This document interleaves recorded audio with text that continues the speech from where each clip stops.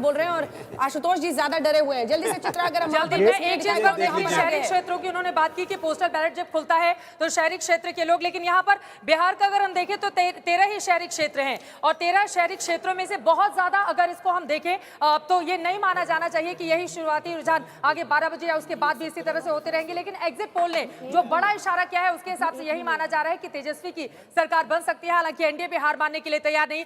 ये शहरी क्षेत्र आप देख रहे हैं जिसके जरिए माना जाता है कि दरअसल पोस्टल बैलेट यहीं से आता है। उसके अलावा अर्ध शहरी क्षेत्रों की जल्दी से बात कर ले तो बिहार में 17 अर्ध शहरी क्षेत्र हैं और यहाँ पर ग्रामीण क्षेत्र यानी कि ईवीएम जब खुलेगा उसके बाद तस्वीर और ज्यादा साफ होती हुई चली जाएगी। ये पूरा का पूरा बड़ा हिस्सा 213 जो सीटें हैं वो ग्रामीण क्षेत्र की आती हैं। और फिलहाल आपको बता दें बिहार की 24 में से 24 सीटों के रुझान सामने आ गए हैं। 243 में से 9 पर एनडीए, 14 पर आरजेडी प्लस और 1 पर अन्य आगे चल रहे हैं। यानी कि शुरुआती इस पोस्टल बैलेट के जरिए ही कम से कम ये तस्वीर साफ होती हुई दिखाई दे रही है। बिल्कुल शुरुआत ही है लेकिन कम से कम ये पता चल रहा है कि किस तरह से महागठबंधन यहाँ पर आगे अपनी बड़ी बढ़त बनाया हुआ है। और इस बड़ी सी स्क्रीन पर अगर हम नजर डालेंगे दूसरी तरफ, दाहिनी तरफ, इसको जल्दी से दिखाइए आप, दूसरी तरफ अगर हम नजर डालेंगे तो आप देखिए किस तरह से अब यहाँ पर ग्रीन कलर काफी तेजी से आगे बढ़ता हुआ। मैं चाहूंगी कि इसमें जो दूसरा रंग है उसको भी लाइए क्योंकि 10 एनडीए अब यहां पर आगे बढ़ गया है। देखिए एक तरफ जहां 7 और 14 था, अब एनडीए 10, आरजेडी 15 पर आगे चल रहा है। 27 के रुझान सामने आ गए हैं, आरजेडी 16 पर, एनडीए 10 पर इस वक्त आगे की ओर चलता हुआ। और यहां पर देखिए रंग बदलते हुए औरंगाबाद में जो खबर आ रही है बीजेपी आगे चल रही है, दिनारा में आरजेडी आगे चल रही है, गया शहर में बीजेपी आगे चल रही है, राघोपुर में आरजेडी आगे जहां से तेजस्वी यादव मैदान में है, मोकामा से आरजेडी आगे चल रही है, लखीसराय से कांग्रेस आगे चल रही है, पटना साहिब से कांग्रेस आगे चल रही है, पटना साहिब से हयाघाट से बीजेपी आगे चल रही है, चैनपुर से बीएसपी आगे चल रही है। चैनपुर से आपको बता दें यूपी से सटा हुआ ये चैनपुर का इलाका।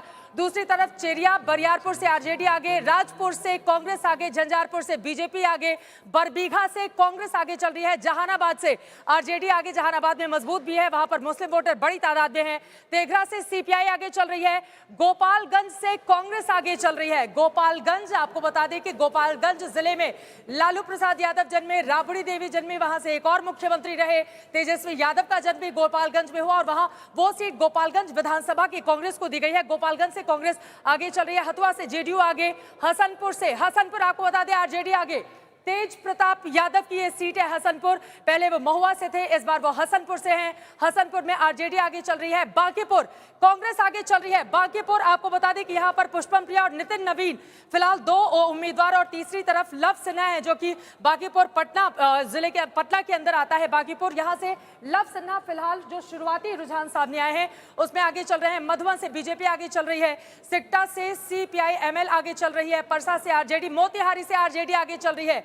दूसरी तरफ हरनौत से जेडीयू, जमालपुर से कांग्रेस आगे चल रही है, शेखपुरा से जेडीयू आगे चल रही है। 32 सीटों के रुझान सामने आए हैं, आरजेडी प्लस 20 पर, एनडीए प्लस 11 पर।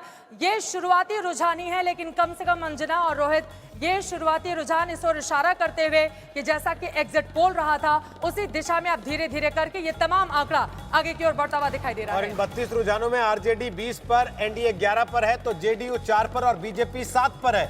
इसी तरह महागठबंधन में आरजेडी 10 पर है, कांग्रेस 7 पर है और लेफ्ट के खाते में 4 सीटें फिलहाल के शुरुआती रुझानों में दिखाई दे रही हैं। 1 सीट पर अन्य आगे चल रहे हैं। रुझान अब 34 हो चुके हैं, बदलकर 243 में से 34 सीटों के रुझान एनडीए 12 पर और आरजेडी प्लस 21 सीटों पर इस समय आगे चल रही है।